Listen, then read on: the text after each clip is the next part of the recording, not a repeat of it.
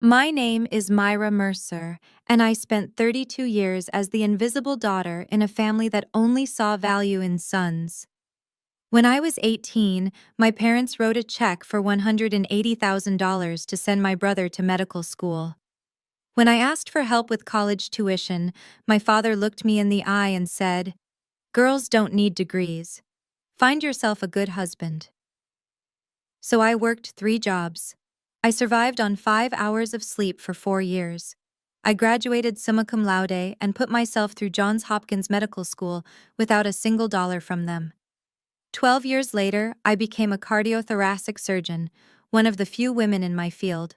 But at my brother's engagement party last month, my father stood in front of 150 guests and introduced Tyler as our only successful child. He had no idea that his future daughter-in-law was the patient I saved 3 years ago on my operating table. Before I tell you what happened next, please take a moment to like and subscribe, but only if this story speaks to you. Drop a comment and tell me where you're watching from and what time it is there. Now let me take you back to where it all began. I grew up in Bethesda, Maryland, one of those manicured suburbs outside D.C. where every lawn looked like it belonged in a magazine and every family had secrets hidden behind their perfect hedges. Our house sat at the end of a quiet cul-de-sac, 2-car garage, colonial shutters, a flagstone path lined with boxwoods that my mother trimmed every Sunday after church. My father, Harold Mercer, spent 30 years climbing the corporate ladder until he became CFO of a mid-sized insurance company. He wore the same style of pale blue Oxford shirt every day, pressed and starched, paired with a Rolex date, just he bought himself the day he got promoted. That watch was his trophy. His proof that hard work paid off, for the right kind of person. In our house there were rules. Not the kind anyone wrote down, the kind you learned by watching. Tyler got dropped off at school in my father's Lexus. I took the bus. Tyler got a math tutor when his grades slipped. When I asked for one, my father said, "You don't need that. Girls just need to study enough to get by." Tyler's baseball games were family events. My academic awards? My mother came once. My father never did. My mother, Linda, was a homemaker, soft-spoken, always smoothing things over. Whenever I questioned the rules, she'd pat my hand and say, "Your father does this because he loves you. He's just trying to protect you." Protect me from what? Success? I was the top student in my class every single year. Honor roll, National Merit Scholar. I had universities sending me letters before I even applied. But none of that mattered. Not to him. Because in my father's world, daughters weren't investments. We were liabilities waiting to become someone else's responsibility. And I was about to learn exactly how much that belief would cost me. The summer before my freshman year of college, my mother made meatloaf for dinner. She only made meatloaf when something important was happening. Birthdays, promotions, announcements. I was 18. I had just received my acceptance letter from the University of Maryland. A partial scholarship that covered most of my tuition, but I still needed about $15,000 a year to make it work. I remember smoothing the letter on the dining table, my heart pounding with hope I didn't want to admit I had. "I got in," I said. "With a scholarship. I just need help with the rest." My father picked up the letter. He didn't read it. He just glanced at the header and set it down next to his plate. "That money is for Tyler," he said, swirling the Macallan 18 in his glass like he was making a business decision, which, to him, he was. "Your brother will need a career. He'll have a family to support someday. You?" He finally looked at me. "You just need to find a good husband." I looked at Tyler. He was 14 then, hunched over his phone, pretending not to hear.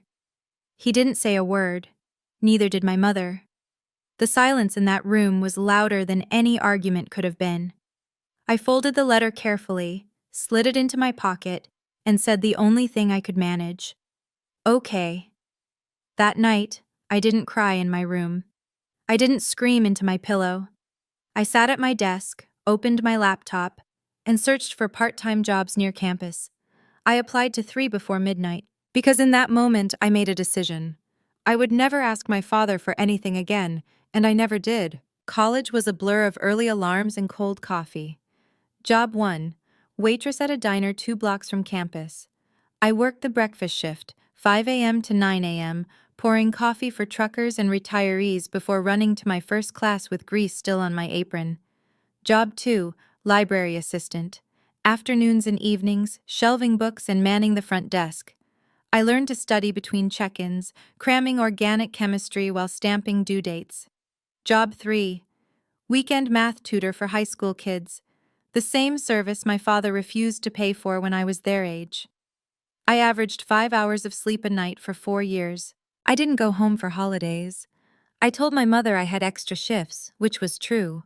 What I didn't tell her was that I couldn't stomach sitting at that table, watching Tyler open presents bought with money that could have changed my life. I wore the same pair of sneakers for 2 years straight. When the sole started separating, I glued it back together and kept walking.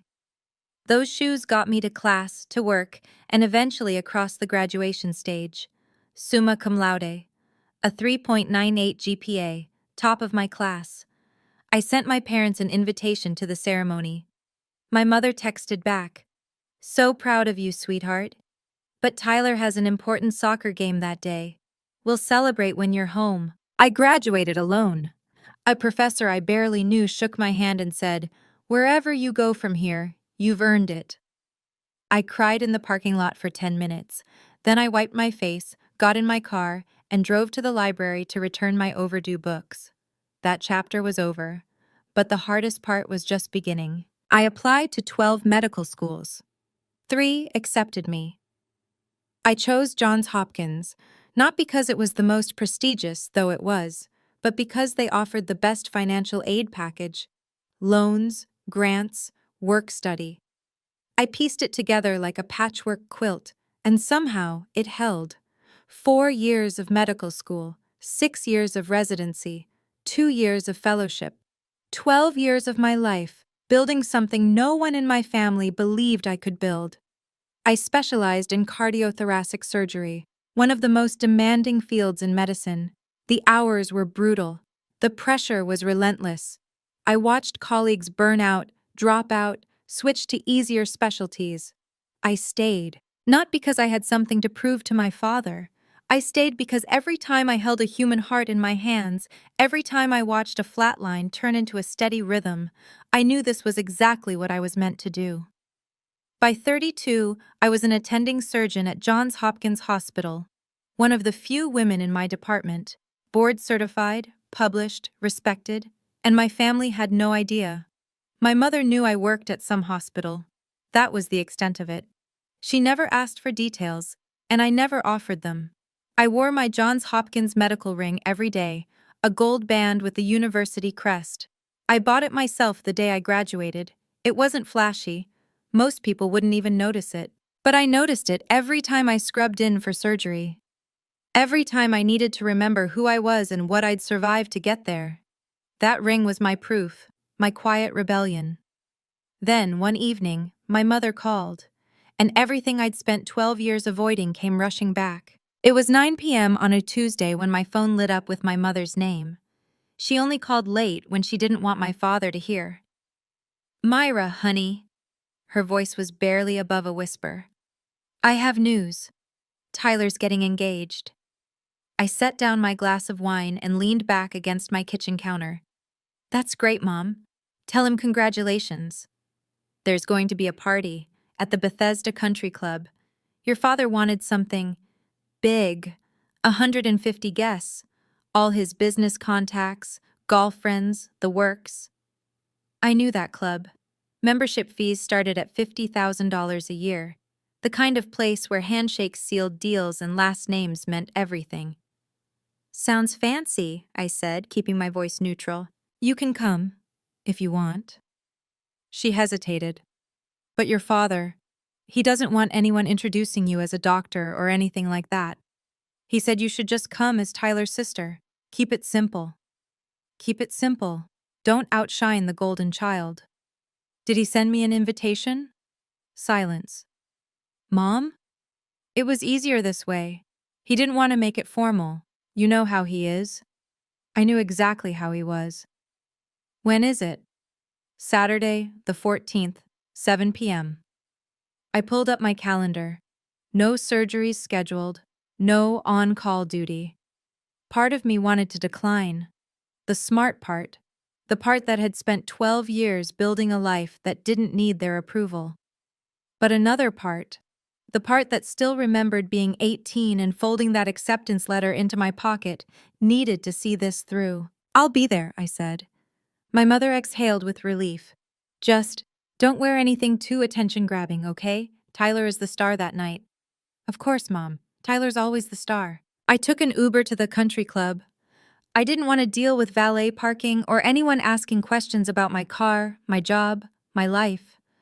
I just wanted to slip in, pay my respects, and slip out. The Bethesda Country Club looked exactly like I expected.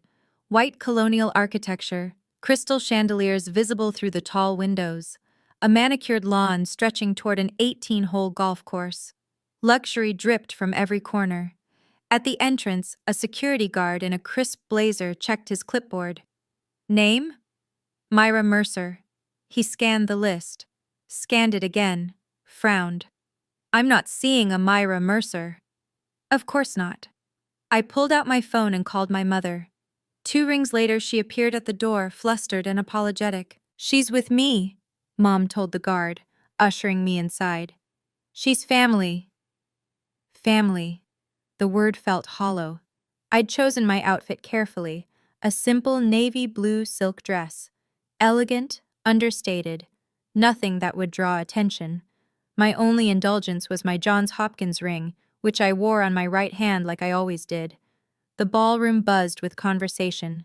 Crystal flutes clinked. A string quartet played something classical in the corner. Everywhere I looked, I saw designer labels and practiced smiles. My father stood near the entrance, greeting guests with a firm handshake and a politician's grin. When he saw me, his expression flickered, just for a moment, before settling into cool neutrality. He nodded once, then turned back to the couple he was talking to. No hug, no welcome, just a nod, like I was a distant acquaintance he was obligated to acknowledge. A man beside him asked, "Harold, who's that?" My father's answer was smooth, practiced, dismissive. Just a relative. I walked past him without a word, heading for the bar. That's when I noticed her, a woman in a white dress, staring at my ring. At 8 o'clock sharp, the music faded and a spotlight illuminated the small stage at the front of the ballroom. My father stepped up to the microphone, champagne flute in hand, Rolex glinting under the lights. "Ladies and gentlemen," he began, his voice carrying the practiced warmth of a man who had spent decades commanding boardrooms. "Thank you all for joining us tonight to celebrate a very special occasion." The room quieted. 150 faces turned toward him with polite attention. "Tonight, we honor my son Tyler, the pride of the Mercer family, our only successful child." The words hit me like a physical blow. Our only successful child. I stood frozen near the back of the room, champagne untouched in my hand, as my father continued. "Tyler is currently completing his medical training and will soon become a doctor. He represents everything this family stands for: hard work, dedication, and the courage to pursue excellence." Applause rippled through the crowd. Tyler stood near the stage, beaming, accepting congratulations from people who probably didn't know the first thing about him. "The Mercer family has always believed in investing in the future," my father went on. "And Tyler is proof that those investments pay off." I felt eyes on me. A few guests who knew I existed, friends of my mother perhaps, glanced my way with something that looked like pity. They knew. They could see what was happening. A woman beside me leaned toward her husband and whispered, "Isn't that his daughter, the older one?" "I thought they only had the one son," he whispered back. That's when I understood. My father hadn't just ignored me. He had erased me. I set my champagne glass on a nearby table, my hand steadier than I expected, and turned toward the exit.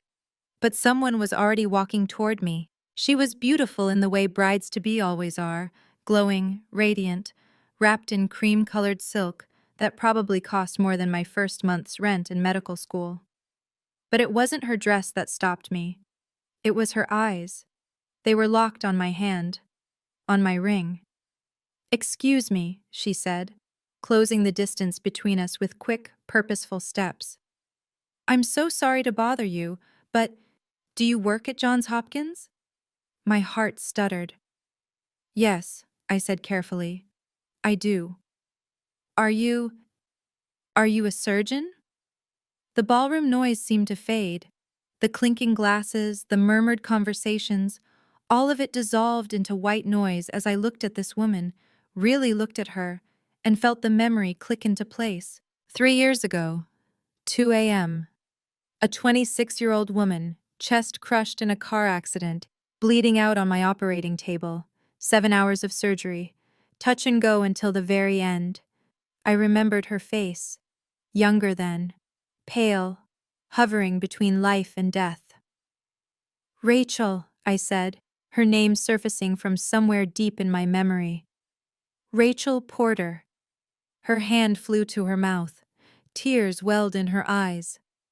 "It's you. Oh my God, it's really you." Before I could respond, Tyler appeared at her side, his smile stiff with confusion. "Babe, what's going on?" He looked at me, then back at Rachel. "Do you know my sister?" Rachel's head snapped toward him. "Your sister?" Her voice cracked. "Tyler, you never told me what your sister does for a living." Tyler's jaw tightened. I could see him calculating, trying to control the narrative. "She works at a hospital," he said quickly. "Some administrative thing." Rachel stared at him. Then she stared at me. "Administrative?" she repeated slowly. "Tyler, this woman saved my life." Tyler's face went through 3 expressions in 2 seconds. Confusion, panic, and then a forced smile that didn't reach his eyes. "Babe, let's not make a scene." He reached for Rachel's arm. "There are some important people I want you to meet. Mr. Davidson from Dad's old firm is here, and—" "Tyler," Rachel pulled her arm back. "Did you hear what I just said?" "I heard you, and that's great, really. But we can catch up with Myra later." He shot me a look, the same look he used to give me when we were kids, and I accidentally got better grades. "Right, sis?" I said nothing. I just watched. "Why didn't you tell me your sister was a doctor?" Rachel pressed. She's not. She's—" Tyler stumbled over his words. "Look, it's complicated. Our family is complicated. Can we please just enjoy the party?" "Complicated how?" The guests nearest to us had started to notice. Heads were turning, whispers spreading like ripples in a pond. Tyler lowered his voice, his smile becoming strained. "Myra, can you just go? This is my night. You've already caused enough trouble just by showing up." I felt the old familiar sting, the one I'd spent years learning to ignore. "I'm not causing anything, Tyler. I'm standing here." "You know what I mean." His voice dropped to a hiss. "You always have to make everything about you. Even now. Even tonight." Rachel looked between us, her expression shifting from confusion to something harder. Something suspicious. "Tyler," she said quietly, "I'm going to ask you one more time. Why didn't I know your sister is a surgeon?" He didn't answer. And in that silence I saw the first crack in the perfect image my family had spent decades constructing. My father materialized beside us, like he had a sixth sense for disturbances in his carefully orchestrated events. "What's going on here?" His voice was low, controlled, but I could see the tension in his jaw. "Nothing, Dad." Tyler jumped in immediately. "Myra was just leaving." "I wasn't," I said calmly. My father's eyes flicked to Rachel, then to the small cluster of guests pretending not to eavesdrop. "Myra!" He said my name like it was a problem to be solved. "This is Tyler's engagement party. If you're not going to be supportive, perhaps it's best if you—" "If I what, Dad? Disappear?" Like I always do? Rachel stepped forward. Mr. Mercer, did you know that your daughter is a hospital employee? My father cut in smoothly. Yes, we're aware. But tonight isn't about her. Tonight is about Tyler and his future. His future. His career. His success. Always his. A man nearby, someone I recognized vaguely as one of my father's golf buddies, cleared his throat. Harold, I didn't realize you had a daughter. You've never mentioned her. My father's smile tightened. We're a private family, George. Myra chose a different path than the rest of us. She's independent. Independent. The word dripped with dismissal. Perhaps too independent, he added, lowering his voice just enough that only those closest could hear, but loud enough to make his point. Some children want to be part of the family. Others, he shrugged, others don't have anything to contribute. The air around me went cold. I had spent 12 years building a career, saving lives, earning every credential through sweat and sacrifice. And in 3 sentences, my father had reduced all of it to nothing. Rachel was staring at him like she'd never seen him before. And maybe she hadn't. Not the real him. I felt the heat crawling up my neck, the old familiar urge to shrink, to apologize, to disappear. For 18 years, I had lived under this man's roof and learned that survival meant silence. For 12 more, I had built a life where his opinion didn't matter. But standing there, in that glittering ballroom surrounded by strangers who thought my father was a great man, I realized something. I was done shrinking. I took a breath, then another. My heartbeat slowed to the steady rhythm I used before surgery. Calm, focused, precise. I'm not leaving, Dad. My father blinked. Excuse me? I came to celebrate my brother's engagement. I'm going to stay, have a glass of water, and congratulate the happy couple. I smoothed the front of my dress. That's what family does, isn't it? His face reddened. Myra, you don't have to introduce me to anyone. You don't even have to acknowledge I exist. I'm used to that. I met his eyes without flinching. But I'm not leaving because my presence makes you uncomfortable. For a moment, no one spoke. Then I turned and walked to the bar, my heels clicking against the marble floor with a confidence I had earned in operating rooms and overnight shifts and years of proving myself to people far more intimidating than Harold Mercer. I ordered sparkling water with lime. The bartender slid it across the counter with a small nod. I took a sip and watched the party continue around me. The forced laughter, the air kisses, the elaborate dance of wealthy people pretending everything was fine. I didn't need to make the scene. I didn't need to expose anyone. I just needed to stand my ground. And from across the room, I saw Rachel watching me with something that looked like respect. She was walking toward me again. I want to pause here and ask you something. Have you ever been dismissed by the people who were supposed to love you the most? Have you ever achieved something incredible, only to have your family pretend it didn't happen? If that's you, drop a comment below. Just type, I understand. Let me know I'm not alone in this. And if you want to know what Rachel said to me next, keep watching. Don't forget to hit that like button if you're on my side. Before Rachel could reach me, my mother intercepted her path. Sweetheart, let me introduce you to some of our friends from the club, Mom said brightly, steering Rachel toward a group of older women dripping in pearls. Then she doubled back to me, her smile fixed but her eyes pleading. Myra, honey. She gripped my elbow, her fingers trembling slightly. Please, don't do this. Not tonight. Don't do what, Mom? I'm just standing here. You know what I mean. She glanced over her shoulder, checking if my father was watching. Your father is already upset. Tyler is nervous. This is supposed to be a happy night. And my presence ruins that? She didn't answer. She didn't have to. Mom, do you even know what I do for a living? Her eyes dropped to the floor. You know I work at Johns Hopkins. You know I'm a surgeon. You've known for years. My voice was quiet but firm. Why have you never told him? Your father wouldn't, she trailed off. He wouldn't have believed me. He'd already made up his mind about you. So you just let him? I didn't have a choice. You had a choice every single day, Mom. You just didn't take it. Her eyes glistened. For a moment, I saw the mother I remembered from childhood, the one who used to sneak me extra dessert and tell me I could be anything I wanted. That woman had disappeared a long time ago. I know you've done well for yourself, she whispered. I'm proud of you. I just can't. Can't what? Say it out loud? She squeezed my hand once, then let go. Please just go home, Myra, before things get worse. They're already worse, Mom. They've been worse my entire life. I watched her walk away, and for the first time, I didn't feel angry, I just felt sad. I drifted to the corner of the ballroom, near the floor-to-ceiling windows that overlooked the golf course. Outside, the landscaping lights cast golden pools across the pristine grass. I could see the outline of luxury cars in the parking lot.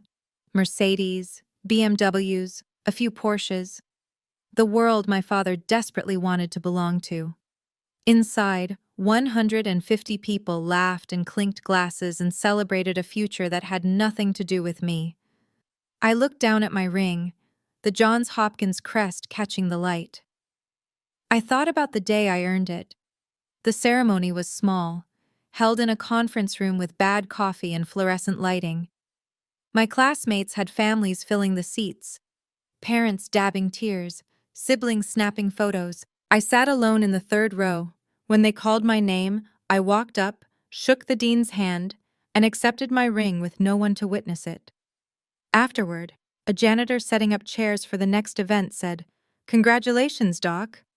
He was the only person who acknowledged my accomplishment that day. I pressed my thumb against the ring now, feeling its weight. What am I even doing here? I had spent 12 years building a life that didn't require their approval.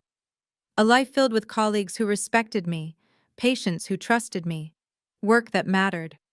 Why was I standing in a corner at my brother's engagement party, hoping for something I knew I'd never get? Through the glass, I watched a couple stroll arm in arm toward the garden, happy, oblivious, normal. Maybe I should just leave. Let them have their perfect night. But then my phone buzzed. A text from Dr. Kevin Chen, a colleague back at Hopkins. "Hey Myra, random question. Your brother Tyler, did he finish his residency? Just saw him at a pharma conference. Thought he was still in training?" I stared at the screen, and everything changed. I read the message 3 times. Thought he was still in training. Tyler wasn't in training. According to my mother's updates, the few she shared, Tyler was finishing up his residency and about to become a doctor any day now. That was the story. The narrative my father broadcast to anyone who would listen. But Kevin had just seen Tyler at a pharmaceutical sales conference, not a medical conference, a sales conference. I opened a browser on my phone and searched. Tyler Mercer Pfizer. 3 results. A LinkedIn profile, a company directory listing, a conference speaker bio from 6 months ago. Tyler Mercer, medical sales representative, Pfizer Inc.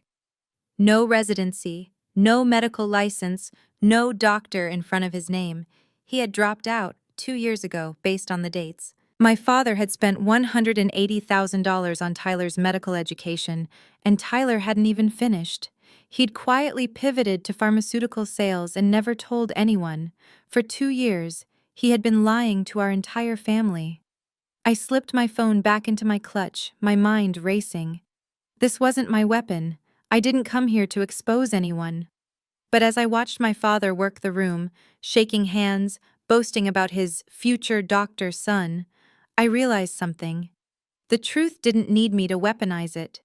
The truth had a way of surfacing on its own.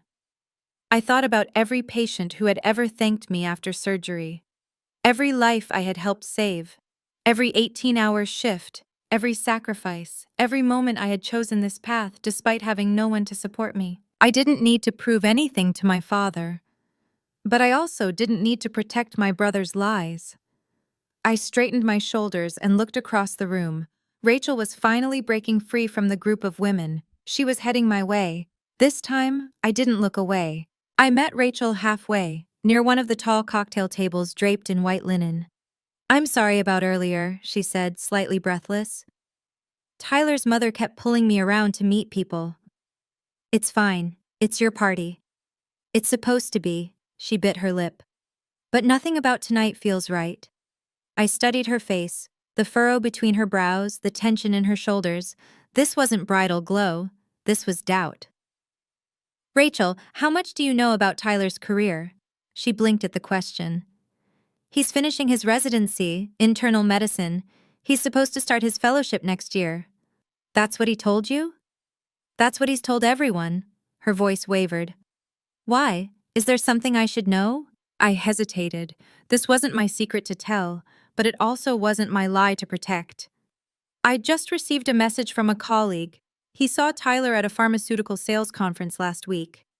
"A sales conference?" Rachel shook her head.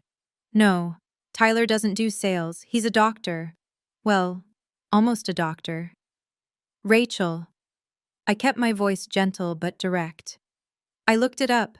Tyler works for Pfizer. He's listed as a medical sales representative. He has been for at least 2 years." The color drained from her face.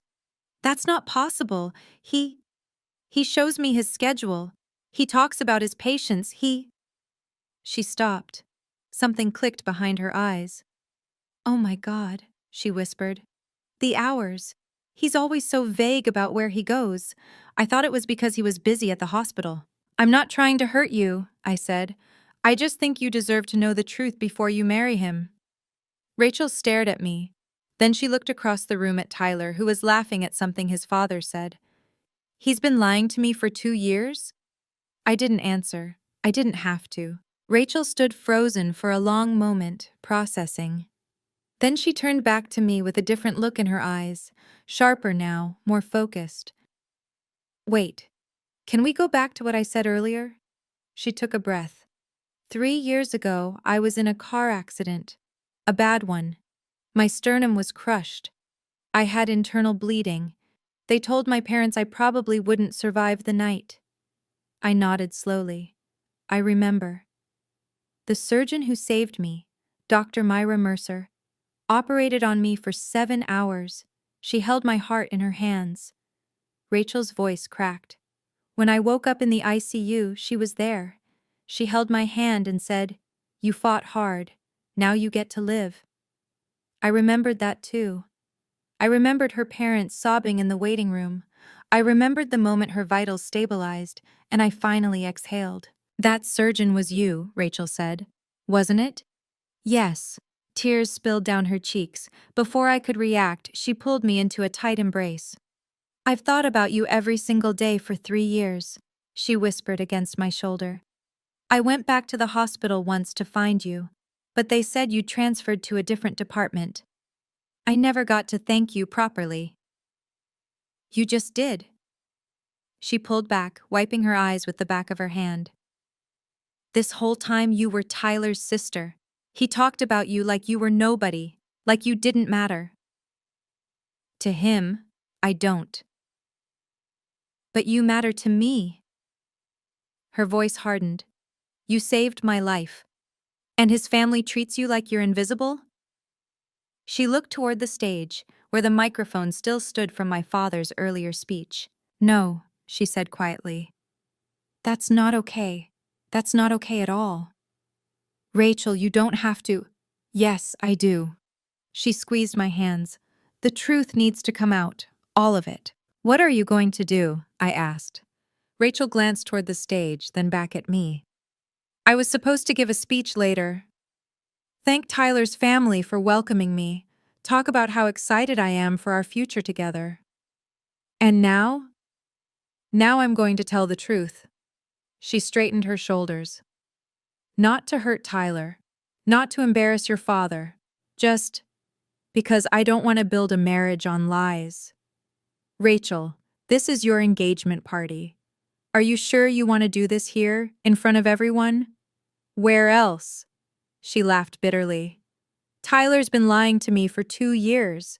Your father just stood up there and called Tyler his only successful child, when you are the one who actually became a doctor, a surgeon, someone who saves lives. She shook her head. I almost died, Myra. Do you know what that does to a person? It makes you realize how short life is, how precious. I promised myself after that accident that I would never waste time on things that weren't real. Her eyes met mine. Tyler isn't real. The future we planned isn't real.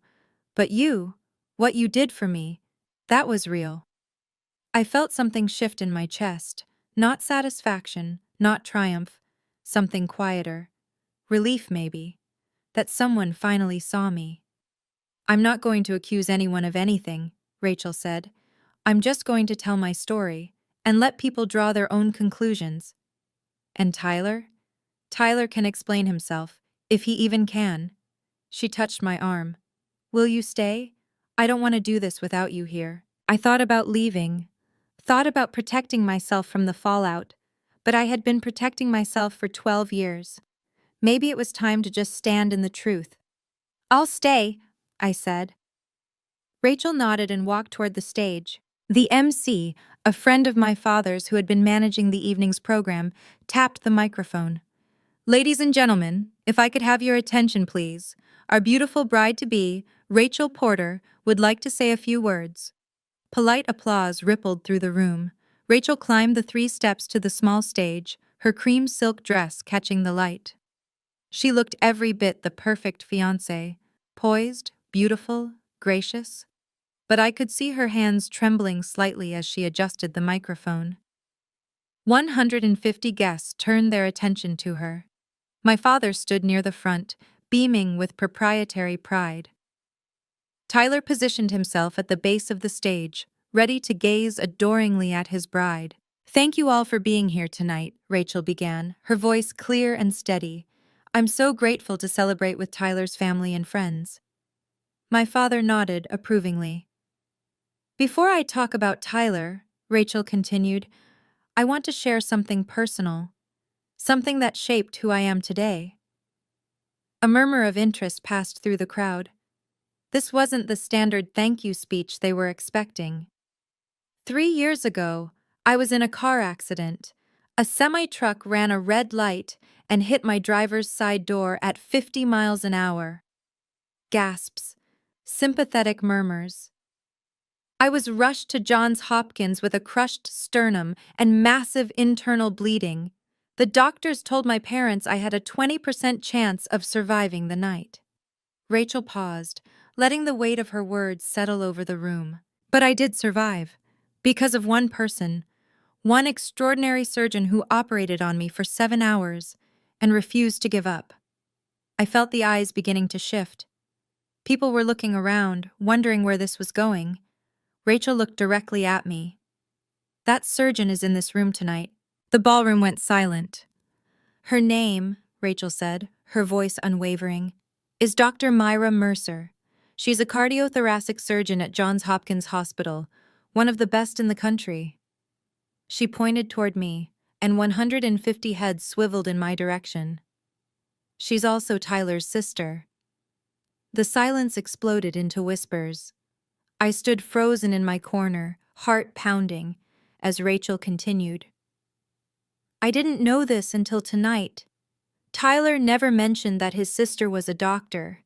In fact, his family introduced her to me as someone who works in hospital administration. Rachel's voice sharpened. But that's not true. Dr. Mercer isn't an administrator. She's a surgeon, a brilliant one, the woman who gave me a second chance at life. My father's face had gone pale. Tyler looked like he wanted the floor to swallow him whole. What's even more confusing, Rachel went on, is that just a few minutes ago, Mr. Mercer stood on this very stage and introduced Tyler as the only successful child in the family. She let that sink in. I'd like someone to explain to me how that makes sense. How does a family ignore the daughter who became a surgeon while celebrating the son who... She stopped herself, took a breath. I'm sorry. I didn't come up here to attack anyone. I came up here because the truth matters to me. And the truth is that Dr. Myra Mercer saved my life. Without her, I wouldn't be standing here. I wouldn't have met Tyler. I wouldn't have any of this. Rachel looked at me again, tears glistening in her eyes. Myra, would you please come up here? I'd like everyone to meet the woman who made my future possible. Every eye in the room was on me. I had two choices: shrink or stand. I chose to stand. I walked through the parted crowd, my heels clicking against the marble with each step. The whispers followed me like a wave. That's the daughter? Harold never mentioned a daughter. A surgeon at Hopkins? Why would they hide that? Something's very wrong here. I climbed the steps and stood beside Rachel. She reached for my hand and squeezed it. From the crowd, a man's voice called out, Dr. Howard Brennan, a cardiologist who was apparently among my father's golf circle. Myra Mercer? He stepped forward, recognition dawning on his face. I attended your presentation at the American Heart Association conference last spring. Your research on minimally invasive mitral valve repair was exceptional. More murmurs, more turning heads. Thank you, I said simply. Rachel leaned into the microphone. For those who don't know, and apparently that includes Tyler's own family, Dr. Mercer is board certified in cardiothoracic surgery. She's published in peer-reviewed journals. She's saved countless lives, including mine. She turned to face my father, who stood motionless near the front, his face a mask of barely controlled fury. Mr. Mercer, I mean no disrespect, but I have to ask, why did you tell this room that Tyler is your only successful child? Your daughter is standing right here. She's accomplished more than most people will in a lifetime. The room held its breath. My father's mouth opened, closed, opened again. This is hardly the time or place. It seems like exactly the right time and place to me, Rachel said calmly. You chose to celebrate Tyler's success publicly. Why can't we acknowledge Myra's? Someone in the back started clapping. Then another person. Then another. Within seconds, half the room was applauding. Not for my father, not for Tyler, but for me. And I hadn't asked for any of it. The truth had simply found its way into the light. Rachel handed me the microphone. For a moment, I just stood there, looking out at the sea of faces, some curious, some sympathetic, some uncomfortable. I could have destroyed my father right there. I could have laid out every slight, every rejection, every moment he made me feel worthless. But that wasn't who I wanted to be. Thank you, Rachel. I kept my voice calm, measured. And thank you, everyone, for your kind applause. I didn't come here tonight expecting any of this. I paused, collecting my thoughts. I came because Tyler is my brother, and I wanted to wish him well. That's it. I didn't come to cause drama or make anyone uncomfortable. My father's posture relaxed slightly. He thought I was backing down, but I also won't pretend to be something I'm not. I met his eyes. I'm not a hospital administrator. I'm not just a relative. I'm a cardiothoracic surgeon.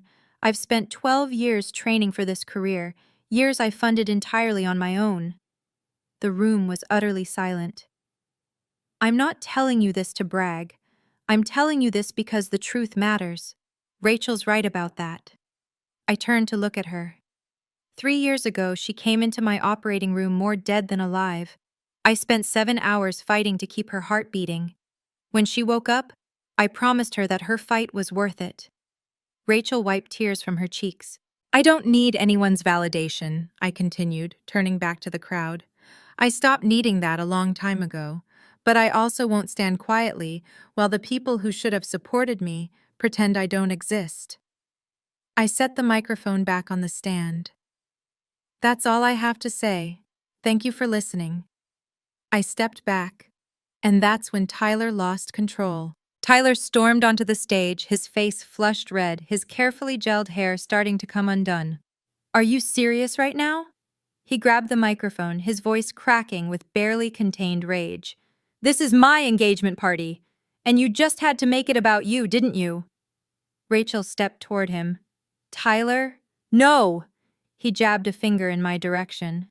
She's always been like this, always trying to prove she's better than me, always competing.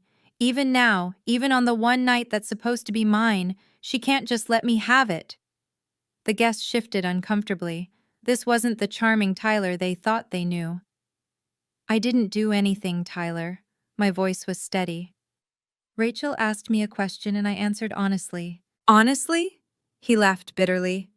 You want to talk about honesty? Fine. Let's talk about how you abandoned this family, how you never come home, how you act like you're so much better than all of us. Tyler. My voice cut through his tirade like a scalpel.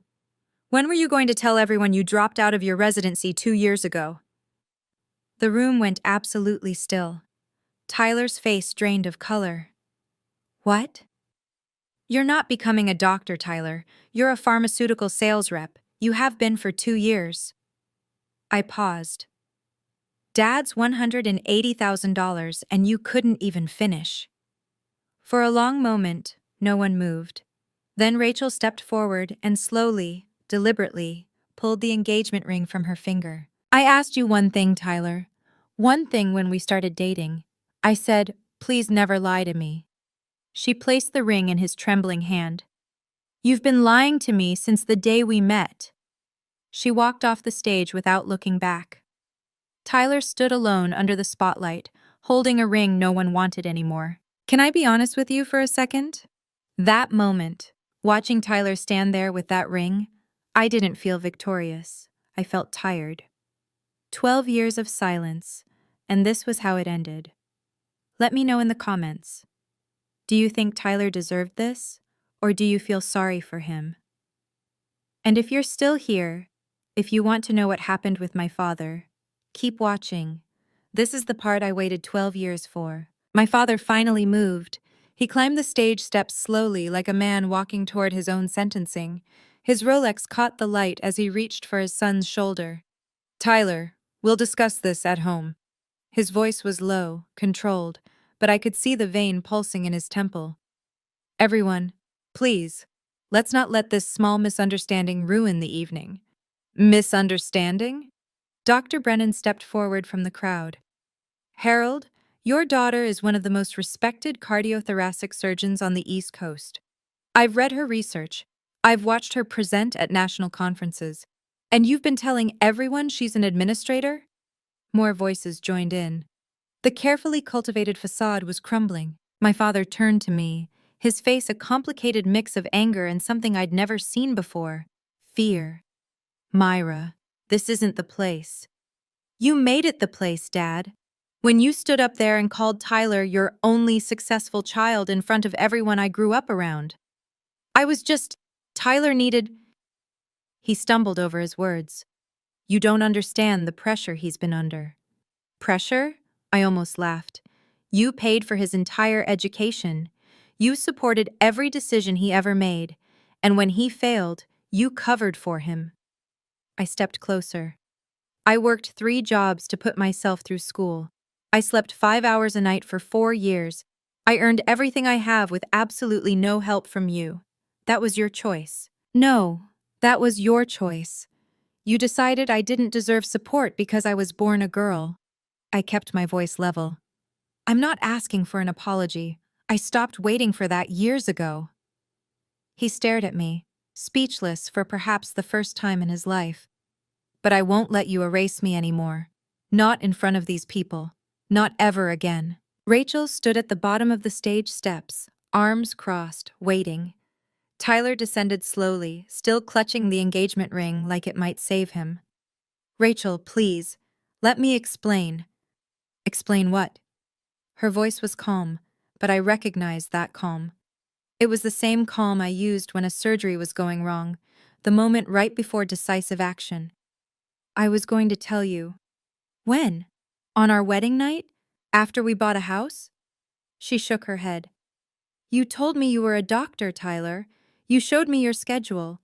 You complained about difficult patients. All of it was lies? Not lies, just I was protecting you. Protecting me from what? The truth? Rachel laughed, but there was no humor in it. I told you about the worst moment of my life. I told you about my accident, my surgery, my recovery. I was completely honest with you about everything. Tyler said nothing. And now I find out that the surgeon who saved my life, the person I've wanted to thank for 3 years, is your sister. A sister you deliberately kept hidden from me. That's not. Your father just introduced you as his only successful child while your sister stood 15 feet away, a sister who actually became a doctor. And you were okay with that? Tyler's silence was damning. Rachel took a deep breath. I loved you, Tyler. I really did. But I can't marry someone I don't know. And clearly, I don't know you at all. She turned and walked toward the exit, her heels clicking with finality against the marble floor. Tyler called after her. Rachel, please! She didn't look back. The ring fell from Tyler's hand and bounced on the floor with a small, pathetic clink. No one moved to pick it up. In all the chaos, I hadn't noticed my mother approaching. She climbed onto the stage, something I'd never seen her do in my entire life. Linda Mercer didn't make scenes. She didn't draw attention. She smoothed things over and kept the peace. But not tonight. Myra. I turned to face her. Her eyes were red-rimmed, her careful makeup starting to smudge. I'm so sorry. The words hung in the air between us. I knew what you accomplished, she continued, her voice trembling. I followed your career from a distance. I read about your research. I saw the hospital announcements when you were promoted. I felt something crack in my chest. Then why didn't you ever say anything? Because I was afraid. She wiped her eyes with the back of her hand. Afraid of your father. Afraid of disrupting the family. Afraid of... She took a shaky breath. Afraid of admitting I failed you.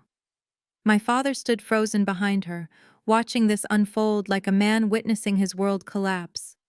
You were 18 years old, and I let him tell you that you didn't matter. I should have stood up for you. I should have protected you. Her voice broke. But I didn't. And you had to protect yourself. She reached for my hands, and I let her take them. The woman you became, the surgeon, the success, all of it. You did that alone. Despite us. Not because of us. She squeezed my fingers. I'm so proud of you, Myra. I should have said it years ago. I felt tears threatening to fall, the first I'd allowed myself in a long time. Thank you, Mom, I managed. That means more than you know. She pulled me into a hug. A real one. The kind I hadn't felt since I was a child. Behind us, my father stood silent, watching, processing. For once, he had nothing to say. I held my mother for a long moment. Then I gently stepped back. The ballroom had grown quiet. Guests were starting to drift toward the exits, conversations hushed and uncomfortable. The party was over in every way that mattered. Tyler had disappeared, probably to lick his wounds somewhere private. My father still stood on the stage, looking older than I'd ever seen him. I didn't have anything left to say to either of them. I should go, I told my mother. She nodded, still holding my hand. Will you call me, soon? Yes, I'll call. As I descended the stage, Rachel intercepted me near the door. Myra, wait. Her eyes were dry now, her composure restored. I don't know how to thank you. For tonight, and for everything else. You don't need to thank me. I touched her arm briefly. You saved yourself tonight, Rachel. You chose truth over comfort. That takes courage. I learned it from you. She smiled weakly. 3 years ago, when I woke up in that hospital room, you told me something I never forgot. What was that? You said, the hardest part is over. Now all you have to do is live. She took a shaky breath. I think I finally understand what you meant. I hugged her, briefly, but genuinely. Take care of yourself, Rachel. You're going to be okay. She nodded and stepped aside. I walked out of the Bethesda Country Club into the cool night air. The valets scrambled around luxury cars, but I walked past them, pulling out my phone to request an Uber. The automatic doors closed behind me, muffling the murmurs and the music. I took a deep breath. For the first time in 12 years, my chest didn't feel tight. I had said my piece. I had stood my ground. Now I could go home. A lot can change in 7 days. Rachel called off the engagement. She sent me a text the next morning. Thank you for telling me the truth. Starting over is scary, but it's better than living a lie. We've stayed in touch. She's thinking about going back to therapy, processing everything. I think she'll be okay. Tyler finally confessed to my parents about dropping out. According to my mother, who has been calling me every other day now, my father didn't take it well. He cut off Tyler's financial support until, as he put it, Tyler has a real plan for his life. Ironic, considering he never gave me any support to cut off in the first place. My mother started attending family counseling. She asked my father to join her. He refused at first, but after a week of silence from everyone he used to impress, he agreed to at least one session. I'm not holding my breath for transformation. Some people are too set in their ways. But the fact that he's trying, even a little, is more than I ever expected. As for me, I went back to work. The Monday after the party, I had a double bypass scheduled at 7 a.m. I scrubbed in, made my incisions, and spent 4 hours doing what I do best. When the patient's heart started beating on its own again, I felt that familiar surge of purpose. This is why I do what I do. Not for recognition, not for validation. For moments like this, when someone gets a second chance at life because I refuse to give up. My phone buzzed in my locker after the surgery, a text from a number I didn't recognize. "This is your father. Can we talk?" I stared at it for a long time. Then I typed back, "When you're ready to listen, I'll be here." You might think this story ends with me forgiving my father, with a tearful reconciliation and a happily ever after. That's not how real life works. The truth is, I'm still figuring out what my relationship with my family looks like. Maybe we'll find our way back to something healthy. Maybe we won't. Either way, I've made peace with it. Because here's what I learned over the past 12 years. You cannot control how other people see you. You cannot force someone to acknowledge your worth. You can only control who you are and what you do with your life. I spent too many years waiting for my father to be proud of me, hoping that one more achievement, one more award, one more success would finally make him see me. But some people aren't capable of seeing beyond their own expectations. That's not your failure. It's theirs. The real victory wasn't standing on that stage while Rachel told everyone who I was. The real victory was the moment I realized I didn't need anyone's approval to know my own value. I'm a cardiothoracic surgeon. I've saved lives. I've built a career that means something. No one gave that to me. I earned it.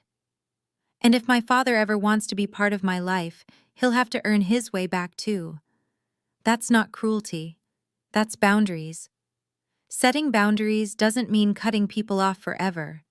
It means saying, "I love you, but I will not let you hurt me anymore." It means protecting the life you've built, even from the people who were supposed to help you build it. If you're watching this and you recognize yourself in my story, the overlooked daughter, the underestimated child, the one who was never quite enough, please hear me. You are enough. You always were.